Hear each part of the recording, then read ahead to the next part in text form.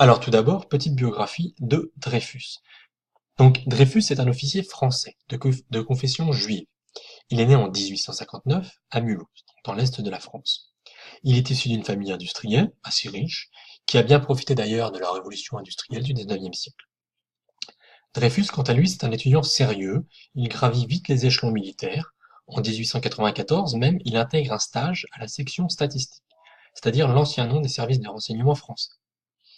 C'est d'ailleurs la même année, en 1894, que l'affaire éclate. En effet, les fameux services de renseignement français vont découvrir un bordereau, c'est-à-dire un petit carnet, que vous voyez d'ailleurs ici.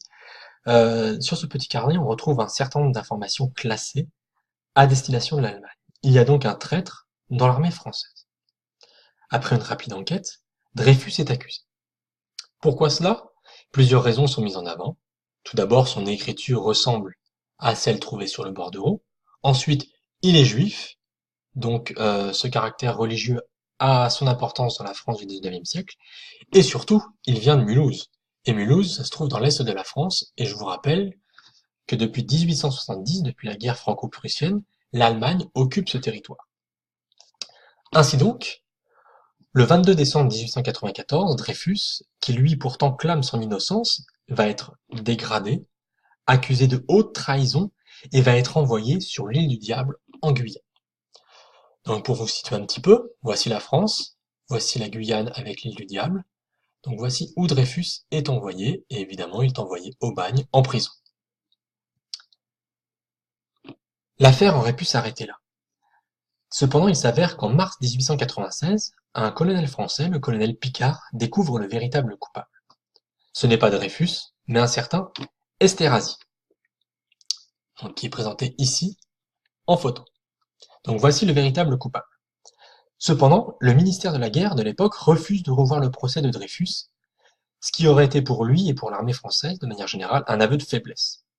Donc Esterhazy va être jugé rapidement, mais va être acquitté en 1898. Et donc en 1898, après le procès d'Esterhazy, c'est le moment où cette affaire Dreyfus prend une véritable ampleur, à partir de cette erreur judiciaire. De fausses preuves vont même être créées afin d'accabler Dreyfus. Devant ce constat, Émile Zola, un intellectuel français et un homme de lettres, va publier dans le journal L'Aurore une fameuse lettre adressée directement au président de la République intitulée J'accuse.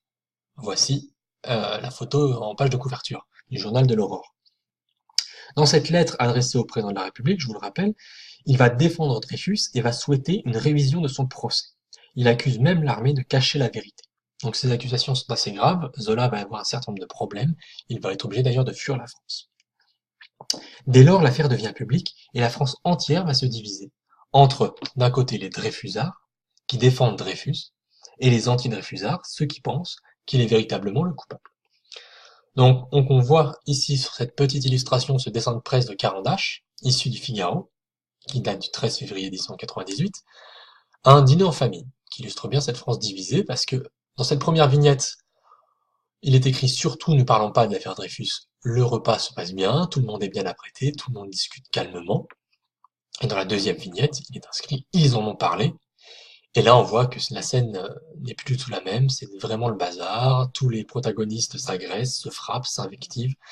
Donc, en quelques, en quelques coups de crayon, Caran d'Ache montre bien la division de la France, et des Français surtout, autour de cette affaire Dreyfus. Donc cette affaire Dreyfus, finalement, elle va quand même prendre fin en 1899. Dreyfus va avoir la révision de son procès, mais à nouveau, il va être condamné. Cependant, le nouveau président, Émile Loubet, va gracier Dreyfus, c'est-à-dire qu'il ne va pas avoir sa condamnation. Et finalement, en 1906, Dreyfus va vraiment être acquitté et son innocence va être affirmée. Il va être réintégré dans l'armée, comme vous le voyez sur la photographie ici présente. En conclusion, on constate que cette affaire Dreyfus, qui va toucher la France de 1894 à 1906, est une affaire qui va profondément diviser la société française, mais qui montre également l'enracinement de la Troisième République. Car bien que fragilisée, cette République ne s'effondre pas face à cette affaire,